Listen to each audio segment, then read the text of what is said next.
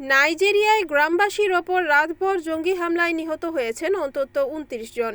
রোববার গভীর রাতে দেশটির আদামাওয়া রাজ্যের গুয়াকু গ্রামে এই হামলা চালানো হয়। পরে জঙ্গি গোষ্ঠী আইএসআইএস এক টেলিগ্রাম বার্তায় হামলার দায় স্বীকার করেছে।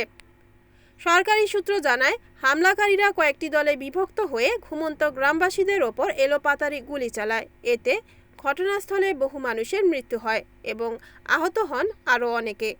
আতঙ্কে গ্রামবাসীরা প্রাণ বাঁচাতে ছোটাছুটি শুরু করেন। হামলার পর কয়েকটি বাড়িতে আগুন ধরিয়ে দেওয়া হয়। খবর পেয়ে পুলিশ ঘটনাস্থলে গিয়ে আহতদের উদ্ধার করে হাসপাতালে ভর্তি করে।